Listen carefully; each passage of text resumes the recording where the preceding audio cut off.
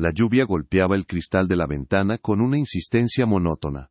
Cada gota un pequeño martillo contra el silencio del apartamento. Adentro, el único calor provenía de un modesto radiador y del cuenco que Elena sostenía entre sus manos arrugadas.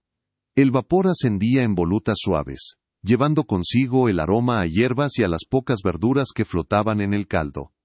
Era su única cena, un ritual solitario que marcaba el final de otro día igual a los demás.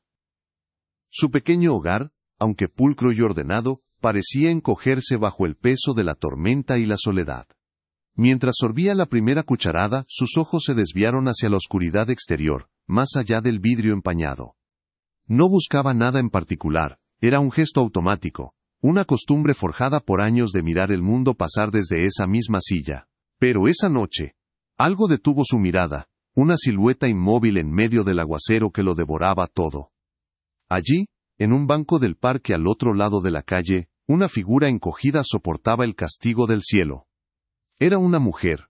Aunque apenas se distinguía su forma bajo la cortina de agua, no llevaba paraguas y su abrigo, de un corte que alguna vez debió ser elegante, estaba completamente empapado, pegado a su cuerpo como una segunda piel. Temblaba visiblemente, no con el temblor rápido del frío superficial, sino con sacudidas profundas y agotadas que hablaban de una rendición inminente. Tenía la cabeza gacha, el rostro oculto por el cabello mojado, una imagen de absoluto desamparo. Los autos pasaban con prisa, sus luces barriendo la escena sin detenerse, encerrando a la extraña en una burbuja de indiferencia.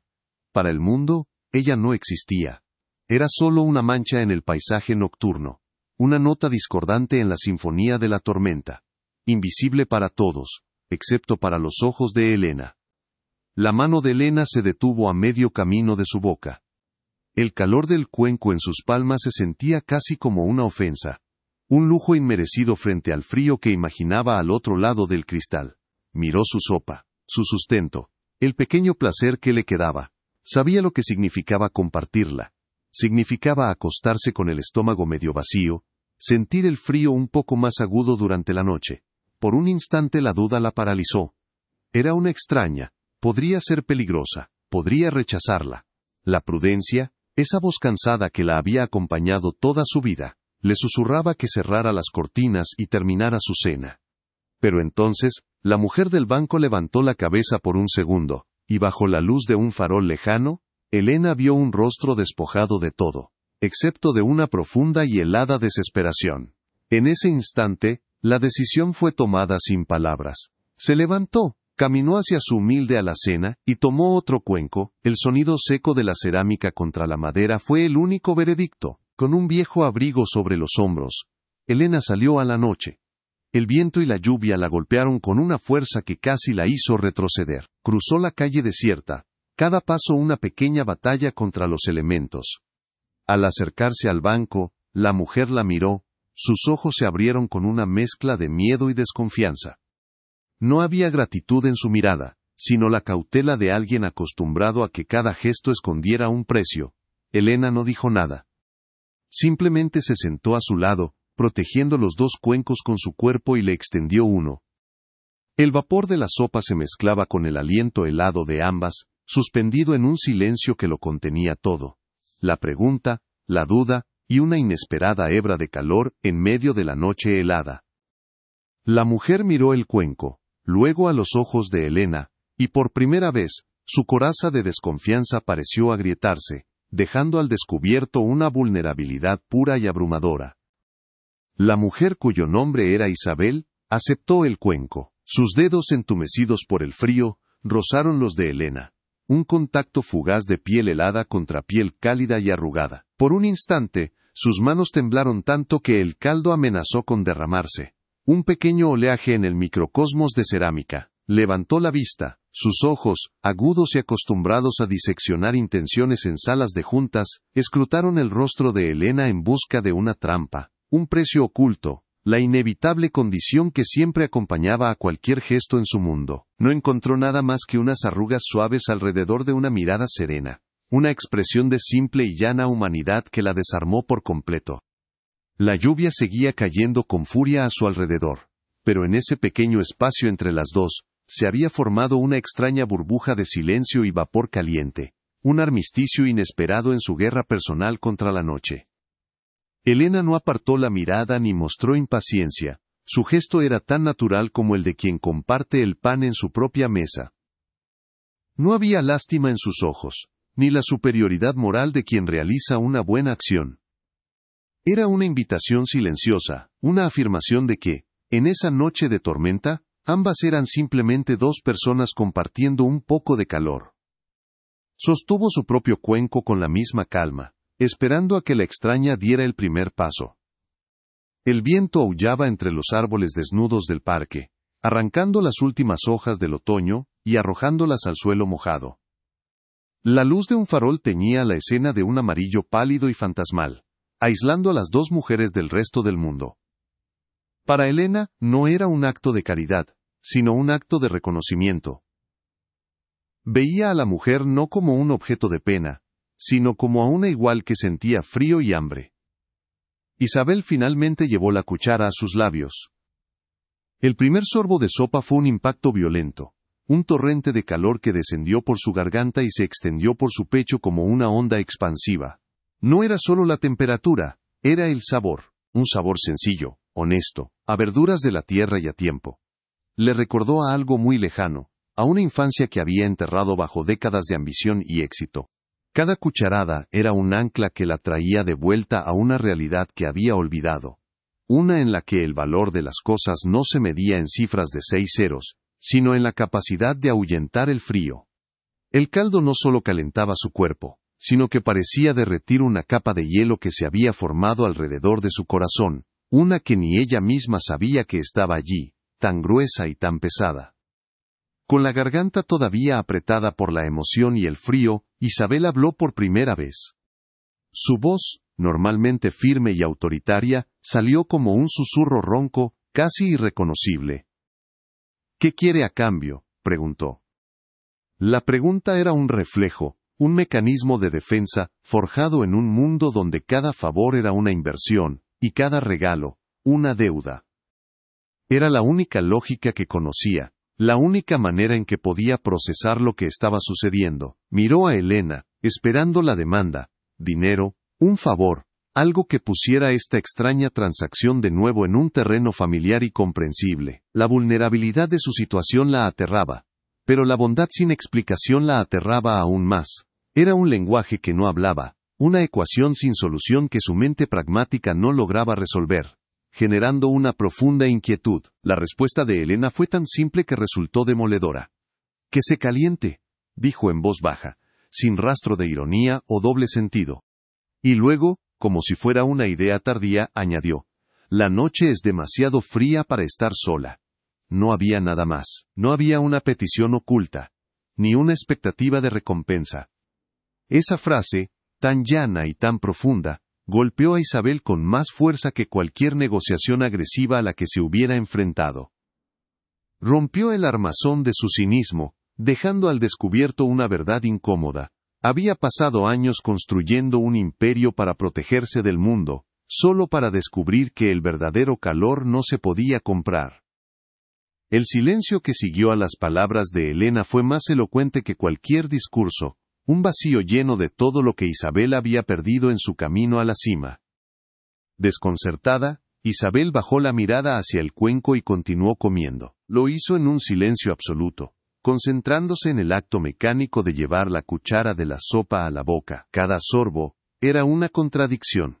Un bálsamo que aliviaba el frío físico mientras avivaba un fuego de confusión y vergüenza en su interior. ¿Cómo era posible que esta anciana, que a todas luces tenía tan poco, le ofreciera la mitad de su cena sin pedir nada? La pregunta resonaba en su mente, desmantelando una por una todas las certezas sobre las que había construido su vida. La generosidad de Elena no era un acto, era un estado del ser, una cualidad tan pura y tan ajena a su experiencia, que la hacía sentirse como una extraña en un mundo nuevo y desconcertante. El sonido rítmico de la cuchara contra la cerámica era el único metrónomo de su desconcierto. Elena, por su parte, comía su propia sopa, con una lentitud deliberada, casi ceremonial. No observaba a Isabel de forma inquisitiva, sino que le concedía la dignidad de su espacio. Su mirada se perdía en la lluvia, en los patrones que las gotas dibujaban sobre los charcos del suelo. Su comportamiento transmitía un profundo respeto por el dolor ajeno, una comprensión tácita de que la humillación no necesita testigos. Esta falta de escrutinio fue, para Isabel, un regalo casi tan grande como la sopa. Estaba acostumbrada a ser el centro de atención, a que cada uno de sus gestos fuera analizado y juzgado. La indiferencia respetuosa de Elena le permitió ser, por primera vez en mucho tiempo, simplemente una persona sintiendo frío, sin el peso de su nombre, su título o su fortuna. Era una forma de invisibilidad que paradójicamente la hacía sentirse vista de verdad.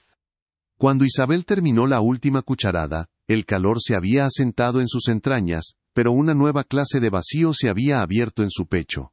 El cuenco, ahora vacío, se sentía pesado en sus manos, como si contuviera el peso de una deuda que no sabía cómo saldar. Instintivamente, su mano fue a buscar el bolsillo interior de su abrigo, donde siempre guardaba una cartera llena de tarjetas de crédito y billetes de alta denominación. El gesto fue un espasmo de su antigua vida, una necesidad de restaurar el orden, de convertir esa experiencia en una transacción que pudiera cerrar y archivar. Pero por supuesto no encontró nada. El bolsillo estaba vacío, un recordatorio brutal de su impotencia. La frustración y la humillación volvieron a aflorar, pero esta vez teñidas de una emoción nueva y extraña, una gratitud que la ahogaba. Levantó la vista hacia Elena, con la intención de decir algo, de expresar la magnitud de lo que sentía, pero las palabras se negaron a formarse. ¿Qué podía decir? Gracias. La palabra le parecía ridículamente pequeña, insuficiente para abarcar el calor del caldo, la dignidad del silencio, la humanidad de aquel gesto, toda su elocuencia, todas las habilidades de comunicación que la habían convertido en una líder temida y respetada, la abandonaron en ese banco mojado. Se sintió despojada no solo de sus posesiones sino de su propia identidad. Era una CEO multimillonaria que no podía articular una simple frase de agradecimiento a una anciana que le había ofrecido la mitad de su única comida. La ironía era tan amarga que casi le hizo reír, o quizás llorar. No estaba segura de cuál de las dos. Finalmente, solo pudo pronunciar un gracias, apenas audible. Una palabra que salió de su boca como una exhalación de vapor en el aire helado. Sonaba frágil, inadecuada, pero era todo lo que tenía. Elena simplemente asintió, una inclinación de cabeza lenta y comprensiva, como si entendiera todo lo que Isabel no podía decir. Tomó el cuenco vacío de sus manos con la misma suavidad con la que se lo había ofrecido.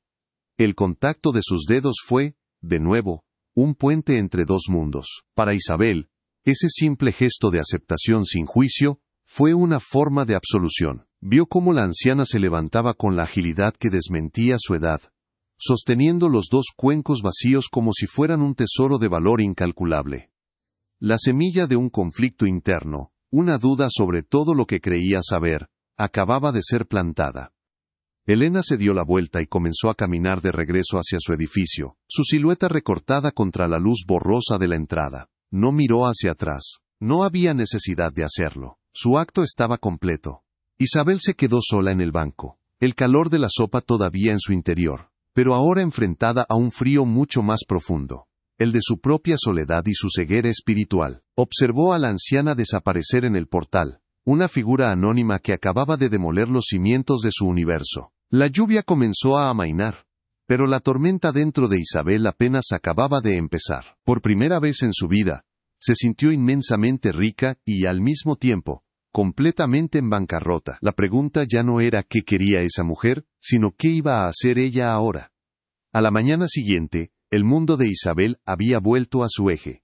El sol entraba a raudales por los ventanales de su ático, iluminando un espacio de diseño minimalista y lujos silenciosos. Un asistente le sirvió un café de origen único en una taza de porcelana fina, pero ella apenas lo notó. Su mente estaba atrapada en la noche anterior, en el recuerdo del frío mordiente y el calor inesperado de un cuenco de sopa. La experiencia no encajaba en su ordenada visión del mundo. Era una anomalía, una deuda emocional que su pragmatismo no podía tolerar. La gratitud se sentía extrañamente como una debilidad, una mancha en su armadura de autosuficiencia. Decidió que debía cerrar ese capítulo, no por agradecimiento, sino por la necesidad de restaurar el control.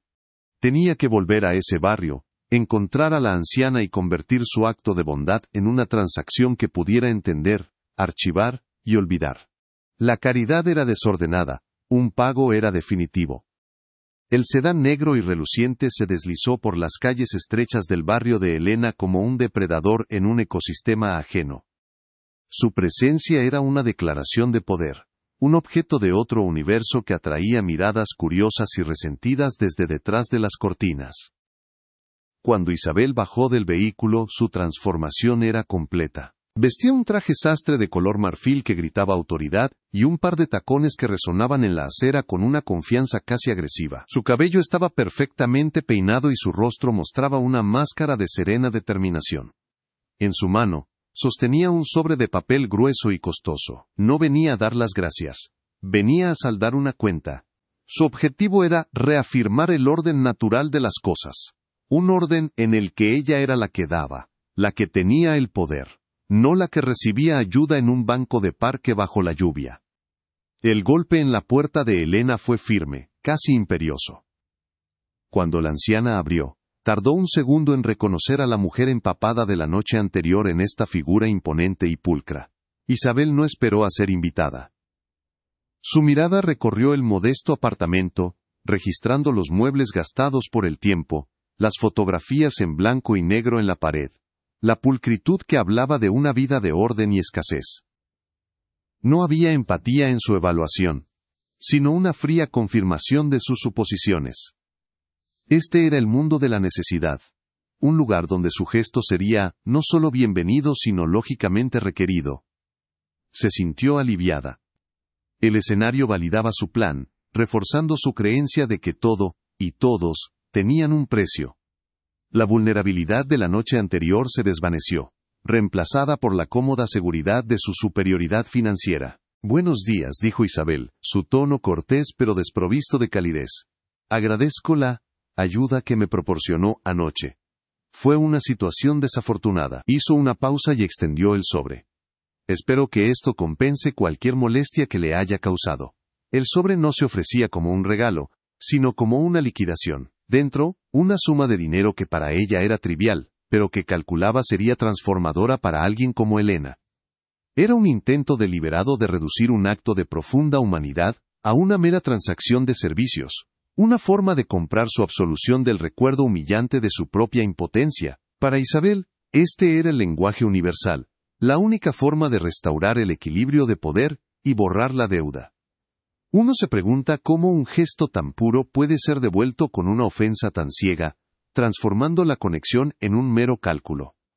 Helena miró el sobre, luego a los ojos de Isabel, y una sombra de tristeza cruzó su rostro. No lo tocó. Su voz cuando habló fue suave pero inquebrantable. No hubo ninguna molestia, señorita, y no necesito ninguna compensación. La negativa fue tan tranquila y digna, que desarmó por completo a Isabel.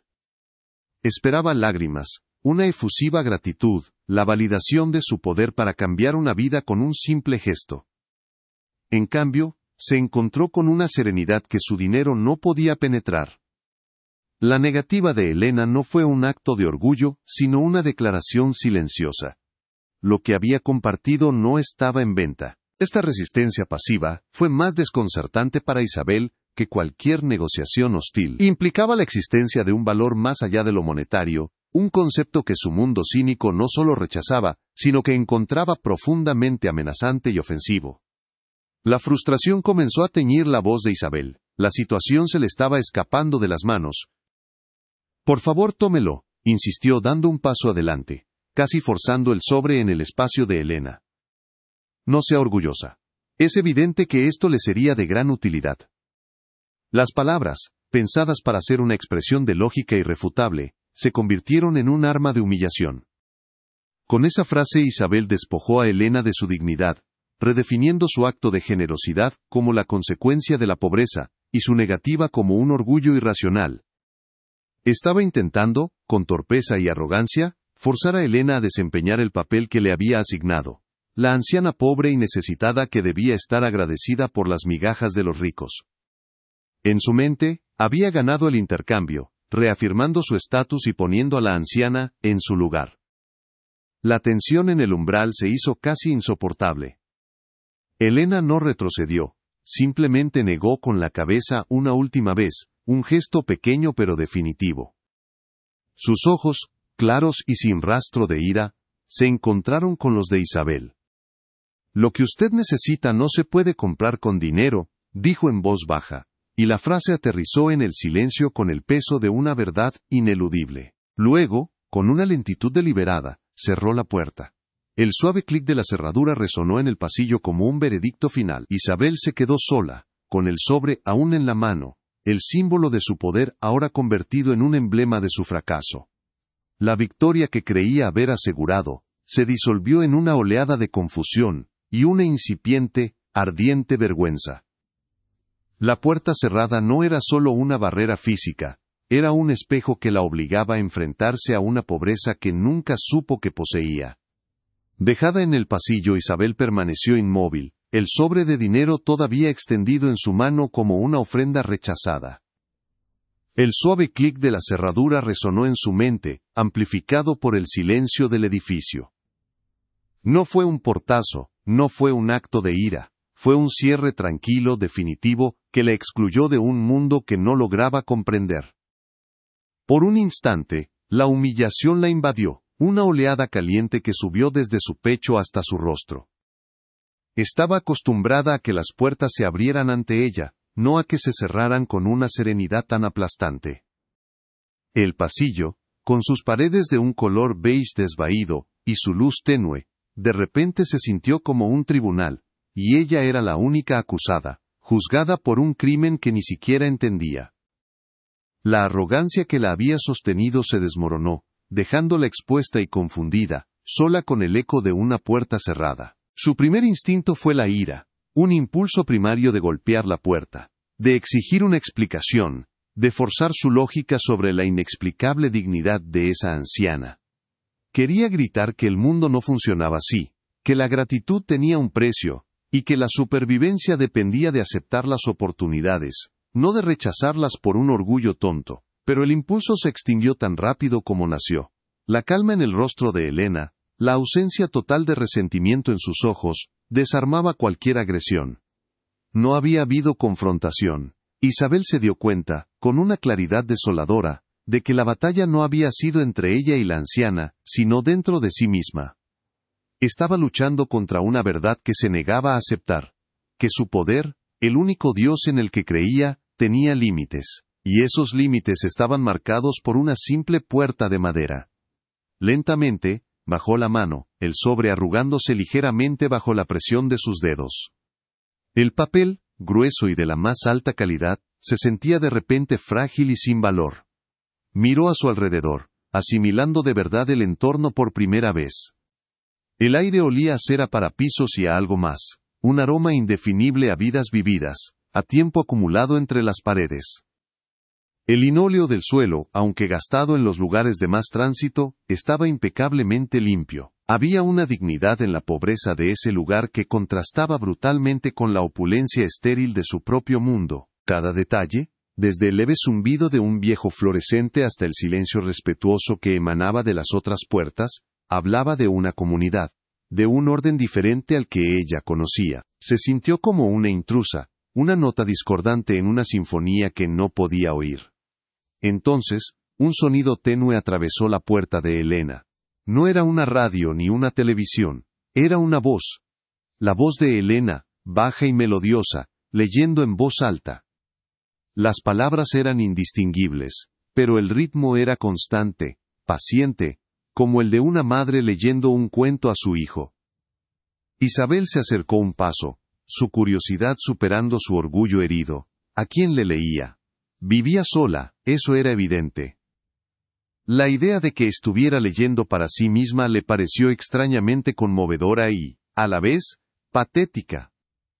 Pero el tono no era el de alguien que lee para sí mismo, era un tono de entrega, de servicio. Había una cadencia en su voz que sugería que las palabras eran un puente, un regalo para otro oyente. La escena invisible detrás de la puerta se convirtió en un misterio que necesitaba resolver desesperadamente. Mientras permanecía allí, escuchando, La puerta del apartamento de enfrente se abrió con un chirrido. Una joven mujer, con ojeras profundas y un bebé dormitando en su hombro, salió al pasillo. Al ver a Isabel, con su traje caro y su postura rígida, la mujer se detuvo, su cuerpo adoptando una postura defensiva. Sus ojos evaluaron a Isabel con una mezcla de desconfianza y cansancio, la mirada de alguien que sabe que la gente como ella no pertenece a ese lugar, y que su presencia rara vez presagia algo bueno. Isabel, acostumbrada a imponer respeto o miedo, se sintió de repente vulnerable bajo esa mirada. Por primera vez en décadas, no sabía qué decir ni cómo proyectar la autoridad que siempre la había definido. Era simplemente una extraña en un pasillo, despojada de su contexto y por tanto de su poder. Movida por un impulso que no comprendía del todo, Isabel decidió hablar. Su voz sonó menos segura de lo que pretendía. «Disculpe», dijo, dirigiéndose a la joven madre. «La señora del apartamento de enfrente. Elena. ¿Está bien?» La pregunta era una excusa, una forma de anclarse en una conversación, para no tener que enfrentarse al silencio y a su propia confusión. La joven la miró con recelo por un segundo más, luego su expresión se suavizó ligeramente al oír el nombre de Elena. La mención de su vecina parecía ser una contraseña, una garantía de que la intención de la extraña no podía ser del todo mala. «Elena siempre está bien», respondió la mujer, su voz teñida de un afecto protector. «Probablemente esté con el señor Carter, le lee todas las mañanas».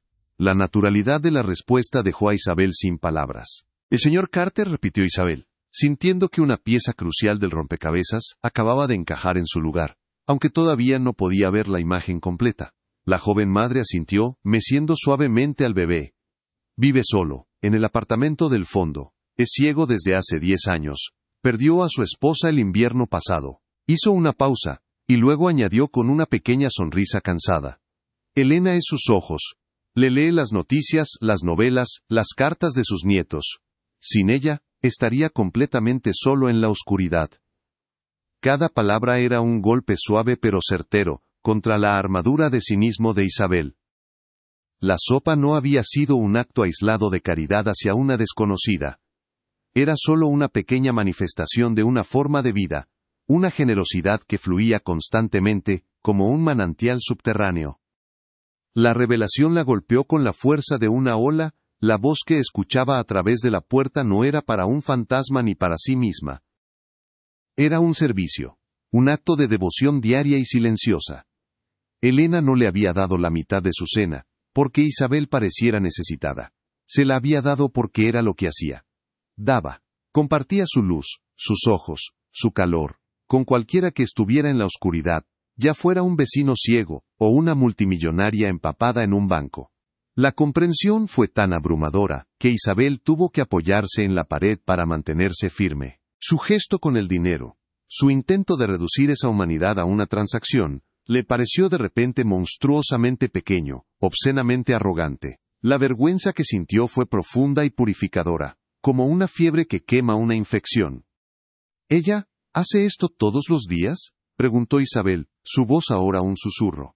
La joven madre la miró con una expresión que mezclaba sorpresa por la pregunta y un orgullo tranquilo. «Desde que me mudé aquí hace 5 años. Y no solo con el señor Carter. Cuida las plantas de los que se van de vacaciones, me ayuda con el bebé cuando mi marido trabaja de noche, prepara caldo para cualquiera que se enferme en el edificio». Hizo una pausa, mirando la puerta de Elena con una gratitud evidente. «Elena es el corazón de este edificio. No tenemos mucho dinero, pero nos tenemos a nosotros. Y la tenemos a ella». La frase, «no tenemos mucho dinero pero nos tenemos a nosotros», resonó en la mente de Isabel, subrayando su propia y abismal pobreza en medio de su incalculable fortuna. Isabel se quedó sin palabras. La descripción de la vecina pintaba un retrato de una riqueza que ella no podía concebir, una red invisible de cuidado y apoyo mutuo que no figuraba en ningún balance financiero. Se dio cuenta de que había entrado en el apartamento de Elena esa mañana no para pagar una deuda, sino para imponer su propia visión del mundo, para reafirmar que el dinero era la medida de todas las cosas. Y había fracasado estrepitosamente. Elena no había rechazado su dinero por orgullo, lo había rechazado porque operaba en una economía diferente, una economía de la empatía, donde la moneda era el tiempo, la atención, y un cuenco de sopa caliente compartido en una noche de tormenta. Su mundo de contratos, cifras y poder de adquisición parecía de repente un juego de niños, frívolo e insustancial. La joven madre, viendo la expresión perdida en el rostro de Isabel, le ofreció una sonrisa genuina por primera vez. Si quiere agradecerle, no lo haga con dinero. Tráigale un libro con letras grandes. Sus ojos se cansan a veces. Y con ese consejo, que era a la vez un regalo y una lección, se despidió con un cabeceo, y continuó su camino por el pasillo, dejando a Isabel sola de nuevo, pero en un silencio completamente diferente. Ya no era el silencio de la humillación, sino el de la revelación. La sugerencia era tan simple, tan práctica y tan profundamente humana, que desmanteló por completo la última de sus defensas. Un libro con letras grandes. Un gesto que requería pensamiento, no solo riqueza. Un gesto que reconocía la humanidad de Elena, su sacrificio, su cansancio. Isabel miró el sobre en su mano. Ahora le quemaba, un símbolo de su ceguera. Se acercó a una pequeña mesa de pasillo, que había junto a la puerta de Elena, un mueble viejo pero lustroso, sobre el que descansaba una maceta con un geranio florecido. Con un cuidado casi reverencial, dejó el sobre la mesa. No lo deslizó por debajo de la puerta, no quería que fuera un pago anónimo. Era más bien una rendición, una bandera blanca. Un reconocimiento silencioso de que había venido con el arma equivocada a un lugar donde las armas no tenían ningún poder. Dejar el dinero allí era su forma de desprenderse de su antigua lógica, de abandonar la única herramienta que sabía usar. Era el primer paso para aprender un nuevo lenguaje. Mientras se daba la vuelta para marcharse, el sonido de la voz de Elena todavía leyendo pareció seguirla. Ya no era solo un sonido, era un testimonio. El testimonio de una vida construida sobre pilares que ella nunca había considerado: la compasión, el servicio, la conexión. El equilibrio de poder no solo había comenzado a cambiar, se había invertido por completo. Ya no era la CEO todopoderosa frente a una anciana pobre. Era una alumna ignorante frente a una maestra de la humanidad. La verdadera fortaleza no residía en su cuenta bancaria, sino en la capacidad de esa mujer para dar sin esperar nada a cambio, para construir un imperio de afecto en un pasillo de un edificio modesto. La virada no había sido ruidosa, sino un susurro que había demolido su universo. Al bajar las escaleras, el sonido de sus tacones de diseñador sobre los escalones de cemento ya no sonaba firme y autoritario. Había un nuevo ritmo en sus pasos, una vacilación, una incertidumbre. Cada escalón era un descenso no solo físico, sino también metafórico, un descenso de su pedestal de arrogancia. Se sentía despojada, pero no de una manera negativa. Era un despojo que dejaba espacio para algo nuevo. La imagen del cuenco de sopa volvió a su mente, pero esta vez no como un símbolo de su debilidad, sino como un faro. Era un recordatorio de que en la noche más oscura, un poco de calor ofrecido sin condiciones podía cambiarlo todo. La pregunta que la atormentaba ahora no era cómo pagar su deuda, sino cómo llegar a ser digna de ella. Cuando salió al sol de la mañana, la ciudad parecía diferente. Los rascacielos de cristal y acero que normalmente la hacían sentir poderosa, ahora le parecían fríos y distantes. Su chofer, al verla, se apresuró a abrirle la puerta del sedán de lujo, pero ella se detuvo por un momento en la acera. Miró hacia la ventana del apartamento de Elena, un pequeño rectángulo en un mar de ladrillos. Detrás de esa ventana no había solo una anciana, sino un universo de valores que acababa de descubrir. Sabía, con una certeza absoluta, que volvería. Pero la próxima vez, no vendría con un sobre en la mano. Vendría con las manos vacías, y el corazón abierto, lista para aprender. La lección apenas había comenzado, y ella estaba dispuesta a escuchar. El coche se deslizó silenciosamente por la calle, alejándola del barrio. Isabel no miró los informes en su tableta ni hizo llamadas de negocios. Simplemente observó el mundo pasar a través de la ventanilla tintada, pero lo veía con otros ojos. Veía los rostros de la gente, las pequeñas interacciones, los gestos de amabilidad que antes le eran invisibles. Se dio cuenta de que había estado viviendo en una burbuja, no solo de riqueza, sino de una profunda soledad autoimpuesta. La generosidad de Elena no solo la había calentado durante una noche. Había abierto una grieta en esa burbuja, dejando entrar la luz. El alivio que sintió no era por haber resuelto un problema, sino por haber encontrado uno mucho más grande y significativo. El de reconectar con su propia humanidad. La imagen de Elena leyendo para su vecino ciego se grabó en su memoria. Era un acto tan pequeño y sin embargo tan monumental. Era la antítesis de su propia vida, donde cada minuto estaba monetizado, cada acción calculada para obtener el máximo rendimiento. Elena invertía su tiempo, su recurso más preciado, sin esperar ningún retorno, solo la satisfacción de aliviar la soledad de otro ser humano. Esta simple verdad desmanteló décadas de filosofía empresarial y personal. El verdadero valor no estaba en la acumulación, sino en la distribución. No en el poder sobre los demás, sino en el servicio a los demás. Esta idea, tan radical y tan simple, comenzó a echar raíces en su mente, prometiendo un cambio profundo y duradero. En su ático, rodeada de obras de arte de valor incalculable y vistas panorámicas de la ciudad, Isabel nunca se había sentido tan pobre. Cogió un libro de su extensa biblioteca, uno con una cubierta de cuero repujado, pasó los dedos por las letras doradas del título. Pensó en las letras grandes que necesitaba Elena, en el esfuerzo de sus ojos cansados. De repente su biblioteca no le pareció un símbolo de cultura y conocimiento, sino de vanidad. Eran objetos para ser poseídos, no herramientas para conectar. La sugerencia de la joven madre resonaba en su cabeza: tráigale un libro con letras grandes. Era una instrucción, una hoja de ruta para su redención. Sabía exactamente lo que tenía que hacer a continuación. El sobre con el dinero seguía sobre la mesa del pasillo, un testigo silencioso de su transformación. Isabel imaginó a Elena encontrándolo más tarde. Quizás lo usaría para el edificio, para el señor Carter, o quizás simplemente lo dejaría allí, un monumento a la incomprensión de un mundo que no podía ver más allá del valor monetario. No importaba, el dinero ya no era el punto era el cuenco vacío, la voz leyendo en la penumbra, y la promesa de un libro con letras grandes. La reparación de su ofensa no sería un acto único, sino un proceso, un aprendizaje. La verdadera transacción no había terminado, apenas estaba comenzando. Y el precio a pagar era su propio cinismo, su arrogancia, su soledad. Mientras el sol comenzaba a ponerse, tiñendo el cielo de tonos anaranjados y púrpuras, Isabel tomó una decisión. Llamó a su asistente y canceló todas sus reuniones del día siguiente. La voz de su asistente, llena de sorpresa, preguntó si había algún problema. No, respondió Isabel, su propia voz sonando extrañamente tranquila y clara. Al contrario, tengo una cita muy importante. Tengo que ir a una librería. El silencio al otro lado de la línea fue elocuente. Para su mundo, su acción era incomprensible.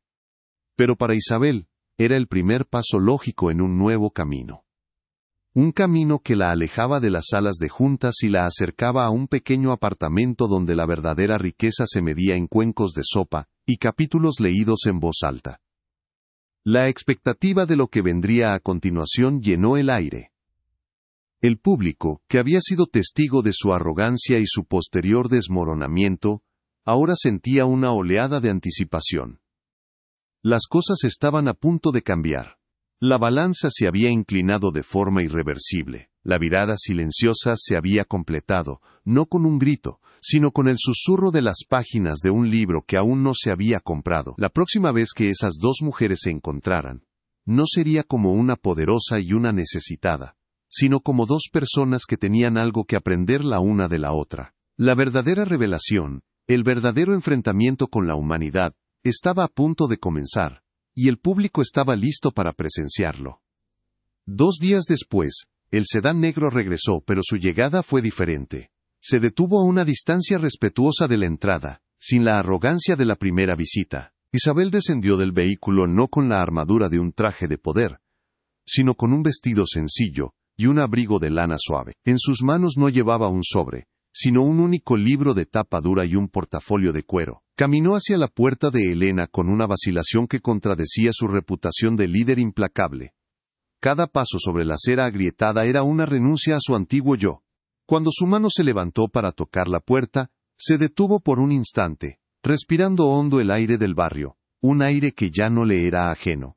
El golpe fue suave, casi una pregunta en lugar de una demanda, el sonido de alguien que pide permiso para entrar en un mundo que apenas comienza a comprender, esperando una respuesta sin ninguna certeza. Cuando la puerta se abrió, los ojos de Elena no mostraron sorpresa, sino un reconocimiento tranquilo, como si la hubiera estado esperando. Vio más allá del abrigo caro y del rostro famoso. Vio la grieta en la armadura, la vulnerabilidad que ahora Isabel no intentaba ocultar. Con un gesto de su mano, la invitó a pasar. El interior del apartamento olía a té de manzanilla y a madera pulida.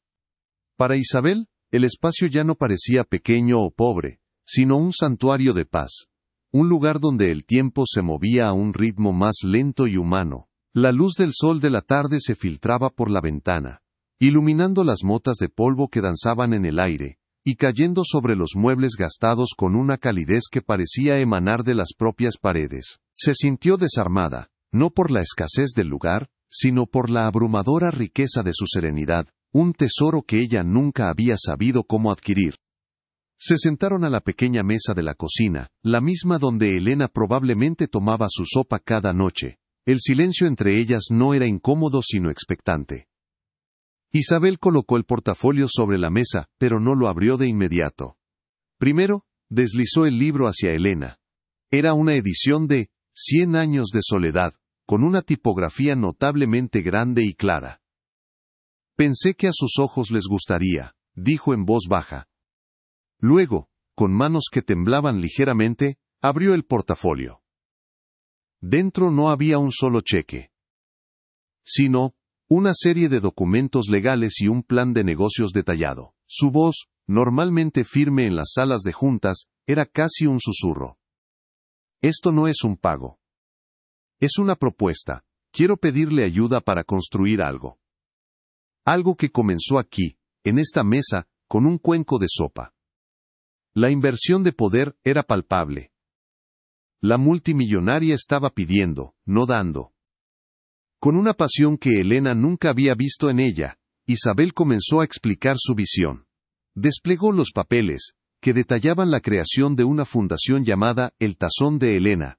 El objetivo no era simplemente donar dinero, sino establecer una red de comedores comunitarios diseñados para ofrecer no solo comida caliente sino también dignidad y compañía. Habló de espacios cálidos, de personal que conociera los nombres de los visitantes, de rincones de lectura y de ayuda legal para los necesitados. Usted me enseñó que la comida es solo el vehículo, dijo, sus ojos brillando con una intensidad febril. El verdadero alimento es la conexión. Quiero replicar lo que usted hace todos los días, pero a una escala que pueda cambiar esta ciudad. Le mostró a Elena el cheque inicial para la fundación, una cifra con tantos ceros que parecía irreal, y un documento que la nombraba a ella, Elena, presidenta honoraria del consejo. Elena escuchó con una paciencia infinita, su mirada, nunca abandonando el rostro de Isabel. No miró los números en el cheque ni los títulos en los documentos.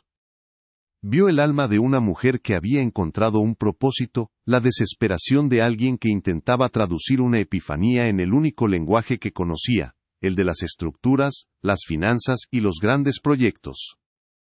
Cuando Isabel terminó, el silencio volvió a sentarse en la pequeña cocina. Entonces, con una suavidad que era a la vez tierna y demoledora, Elena extendió su mano arrugada y con la punta de los dedos, empujó suavemente los papeles de vuelta hacia Isabel. Es una idea hermosa, querida, dijo su voz, clara y firme, pero mi nombre no pertenece a esos papeles, y este dinero no me pertenece a mí. La negativa fue absoluta, inquebrantable y sin embargo desprovista de cualquier juicio. Isabel la miró, su rostro una máscara de confusión y dolor. Pero, no lo entiende. Esto es para honrarla. Es su legado. Elena sonrió, una sonrisa triste y sabia. Mi legado no está en un edificio o en una cuenta bancaria. Mi legado está en el pasillo. Es la sonrisa del señor Carter cuando le leo el periódico. Es el bebé de la joven madre durmiendo en mis brazos para que ella pueda descansar una hora. Es el calor en el estómago de una extraña en una noche de tormenta. Hizo una pausa, su mirada encontrando la de Isabel con una claridad penetrante. Si acepto esto, si me convierto en un nombre en un papel, pierdo la única riqueza que poseo. Mi vida es pequeña, Isabel. Y es en esa pequeñez donde encuentro todo lo que es grande. La verdad de sus palabras fue una luz cegadora, revelando la profunda diferencia en sus concepciones del valor. Esa fue la frase que finalmente rompió a Isabel. La palabra pequeñez resonó en la habitación, subrayando la monstruosa y vacía enormidad de su propia vida. Había venido a ofrecer un imperio y se le recordaba la belleza de un solo gesto. Había ofrecido el mundo y se le había enseñado el valor de una sola habitación. Todo el control, toda la compostura, toda la fachada que había reconstruido meticulosamente en las últimas 48 horas se disolvió en un instante. Bajó la cabeza, y un sollozo seco y desgarrador escapó de su garganta. No fue un llanto de autocompasión, sino de una revelación devastadora. Era el sonido de un dique rompiéndose, liberando décadas de soledad reprimida, de una vida dedicada a acumular cosas mientras moría de hambre por dentro. La gran CEO se hizo pequeña, una niña perdida en la cocina de una anciana. Las lágrimas cayeron sobre los documentos millonarios, manchando la tinta de sus planes perfectamente elaborados. Se cubrió el rostro con las manos avergonzada de su propia desnudez emocional. No sé cómo hacerlo, susurró entre sollozos, las palabras ahogadas por el dolor. He pasado mi vida construyendo muros, comprando silencio, midiendo el valor en acciones y propiedades. No sé cómo dar. No sé qué es la riqueza de la que habla. La confesión fue un acto de rendición total. En ese momento, en esa pequeña cocina, la mujer más poderosa de la ciudad admitió su completa y absoluta bancarrota espiritual.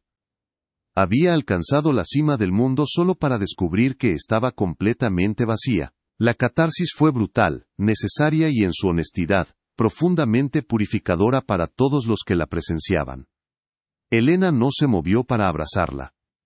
No ofreció palabras de consuelo vacías. Su empatía era más práctica, más profunda. Se levantó en silencio. Caminó hacia el fregadero con la calma de sus años, y llenó un simple vaso de vidrio con agua del grifo. Regresó a la mesa y colocó el vaso junto a las manos temblorosas de Isabel. No dijo, bebe, ni cálmate.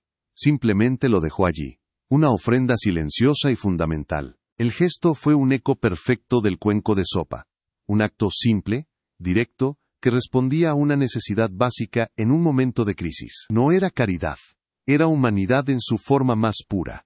Era la respuesta a la pregunta de Isabel, no en palabras, sino en una acción que decía, así es como se empieza. Con un vaso de agua. Isabel bajó lentamente las manos y miró el vaso. En la superficie del agua, vio el reflejo distorsionado de su propio rostro, surcado por las lágrimas. Era la imagen de su propia ruina y, al mismo tiempo, de su posible renacimiento. El agua era clara, sin pretensiones, vida en su forma más esencial. Comprendió que Elena no había rechazado su fundación, había rechazado su método. Había rechazado la idea de que la bondad pudiera ser institucionalizada antes de ser vivida. Con una mano todavía temblorosa, Isabel levantó el vaso y bebió. El agua fría fue un bálsamo para su garganta reseca, un ancla en la tormenta de su colapso. Dejó el vaso vacío sobre la mesa, y con una nueva calma, apartó los papeles y el cheque. Ya no importaban. Eran artefactos de una vida pasada. Un nuevo silencio llenó la habitación, pero esta vez estaba cargado de una paz naciente. La tormenta interior de Isabel había pasado, dejando tras de sí una claridad agotada pero real. Levantó la vista, sus ojos encontrando los de Elena.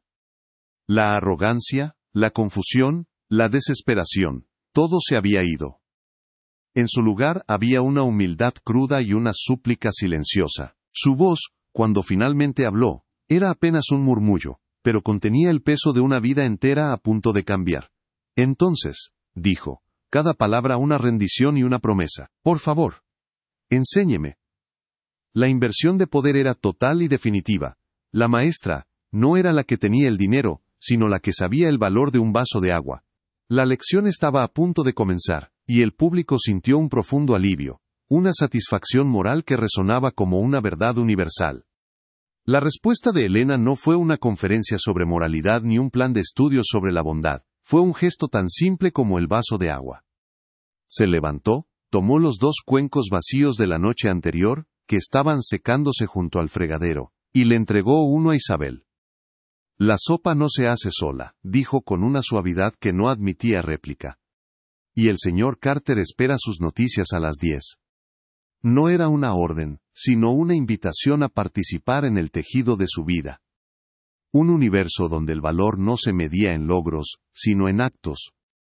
Isabel, la mujer que dirigía un imperio de miles de empleados, se encontró sosteniendo un cuenco vacío y un cuchillo para pelar patatas, sintiendo por primera vez el peso de una responsabilidad que no tenía nada que ver con los márgenes de beneficio. Era el comienzo de su aprendizaje, no en una sala de juntas, sino en la humildad de una cocina bañada por el sol de la mañana. El primer día de su nueva educación fue una lección de invisibilidad. Isabel siguió a Elena por el pasillo hasta el apartamento del señor Carter. El anciano, sentado en su sillón junto a una ventana que solo le ofrecía luz, sonrió al oír la voz de Elena. «Llegas tarde, mis ojos», bromeó. Isabel se quedó de pie en un rincón, sintiéndose torpe y fuera de lugar, una presencia discordante en ese ritual sagrado. Escuchó mientras Elena leía las noticias locales, su voz transformando las palabras impresas en un vívido tapiz de la vida del barrio. Vio cómo las manos del anciano se relajaban, cómo su rostro solitario se iluminaba con conexión. Nadie le prestó atención a ella, la titán de la industria. Era solo una sombra, y en esa sombra, por primera vez, comenzó a ver con claridad. Comprendió que el verdadero poder no era ser vista, sino ser la razón por la que alguien que no puede ver, se siente menos solo. Al día siguiente, Elena le entregó el periódico a Isabel. «Hoy lees tú», dijo simplemente.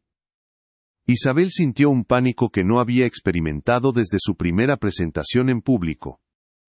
Su voz, acostumbrada a dar órdenes y a cerrar tratos, sonaba forzada y artificial mientras leía un artículo sobre la política municipal. El señor Carter escuchaba en silencio, y después de un momento, dijo con amabilidad. «Lees muy bien, señorita, pero lees con la cabeza».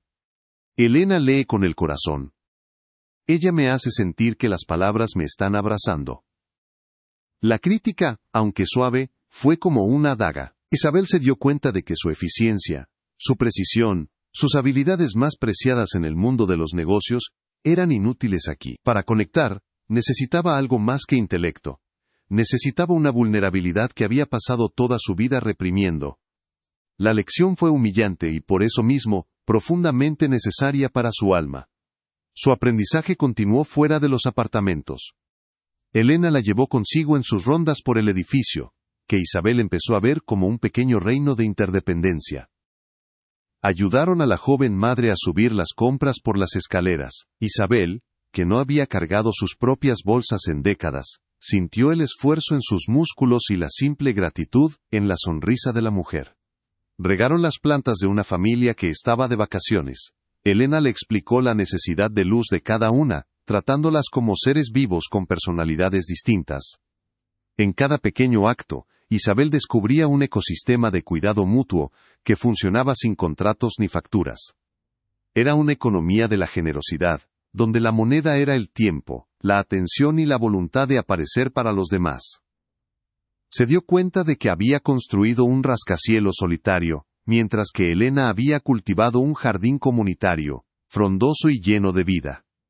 La transformación comenzó a filtrarse en su propio mundo. Una semana después, regresó a su oficina.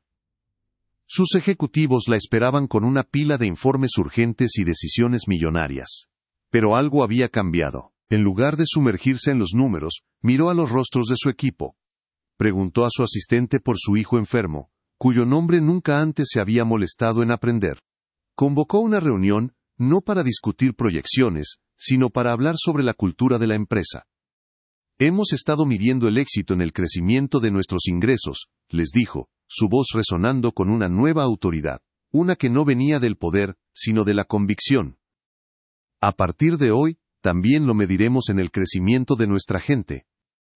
El desconcierto en la sala fue palpable, pero también lo fue una chispa de esperanza, la sensación de que el frío invierno corporativo podría estar llegando a su fin.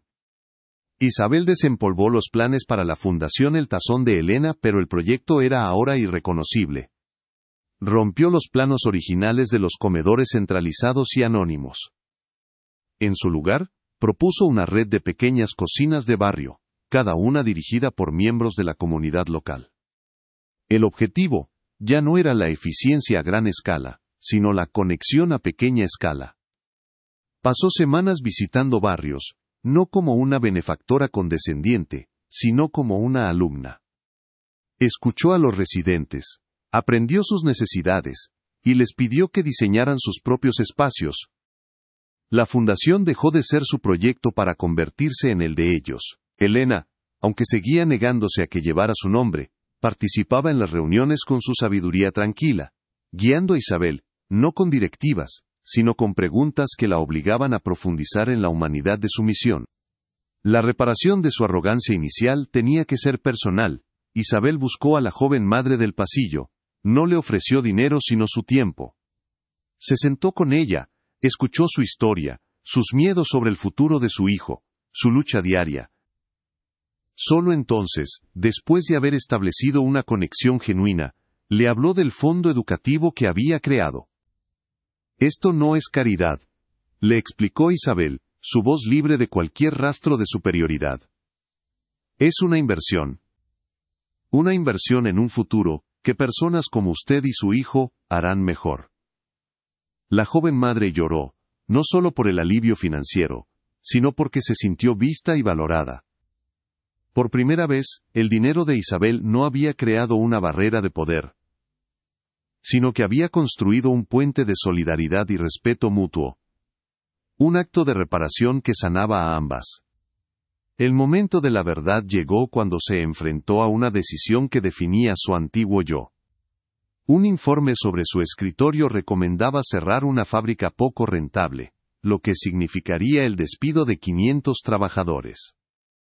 La lógica empresarial era impecable. La vieja Isabel lo habría aprobado sin pestañear. La nueva Isabel tomó un avión. Se presentó en la fábrica, no en la sala de juntas, sino en el comedor de los empleados. Les habló con una honestidad brutal sobre los desafíos financieros, pero también sobre el valor de su trabajo y su comunidad. Los números dicen que debo cerrarla, anunció, y un silencio tenso llenó la sala. Pero mi humanidad dice que debo encontrar otra manera. Se comprometió a invertir en la modernización de la planta y en la recapacitación de cada empleado, transformándola en un centro de innovación. Era una apuesta financiera arriesgada, pero una afirmación rotunda de sus nuevos principios.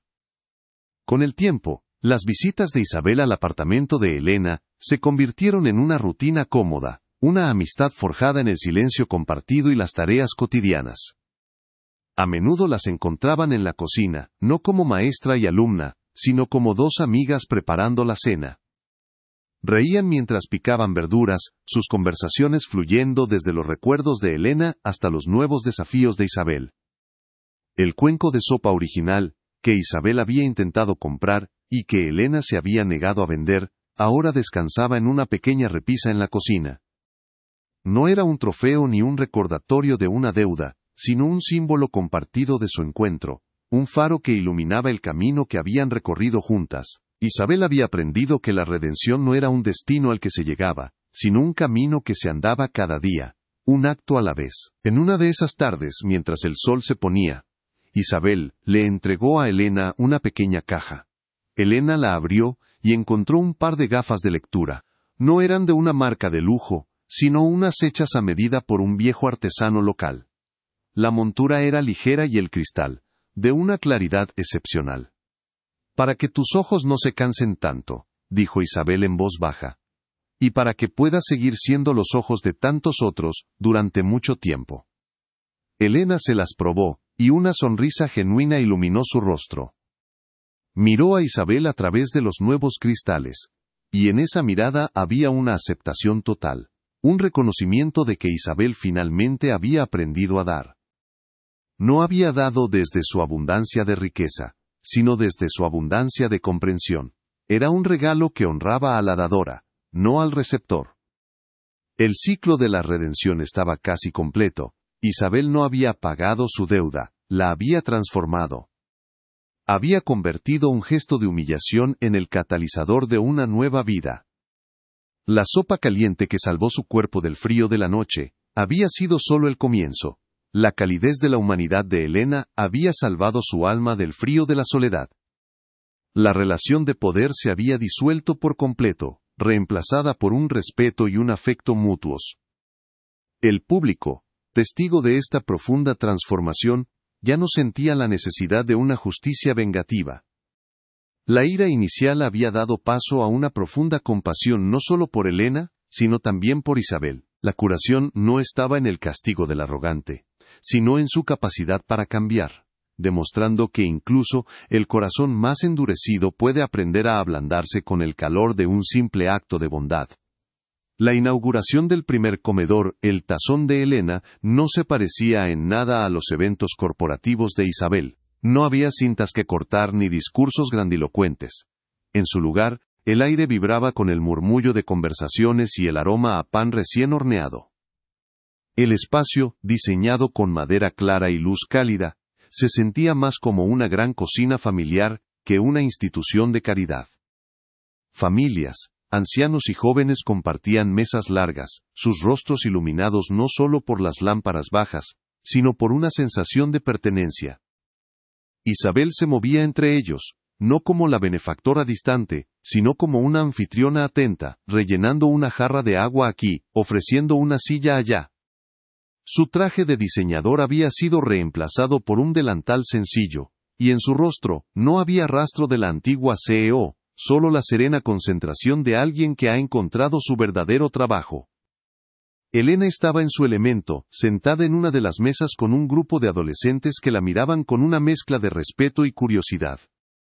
No les daba consejos ni sermones, simplemente escuchaba, su cabeza ligeramente inclinada, su presencia una invitación a la confianza. Reía con sus bromas y asentía con seriedad a sus preocupaciones, tejiendo hilos de conexión con la facilidad de quien ha practicado el arte de la empatía toda su vida. No era la presidenta honoraria de una fundación, era Elena, la vecina, la enfermera, la mujer que sabía que el hambre más profunda rara vez se sacia solo con comida. Su poder no residía en un título, sino en su habilidad para hacer que cada persona se sintiera vista y escuchada, transformando un comedor en un refugio para el alma, un lugar seguro donde las defensas podían bajarse. Detrás del largo mostrador de servicio, Isabel servía cucharones de una sopa espesa y humeante. Sus movimientos, que al principio de su aprendizaje habían sido torpes y vacilantes, ahora eran fluidos y llenos de propósito. No se limitaba a llenar los platos, miraba a cada persona a los ojos, ofreciendo una sonrisa genuina o una palabra amable. «Espero que lo disfrute», decía, y la frase, que en su vida anterior habría sonado vacía y protocolaria, ahora estaba cargada de una sinceridad palpable. Había descubierto una nueva forma de poder, una que no provenía de dirigir reuniones, sino del simple acto de nutrir a otro ser humano.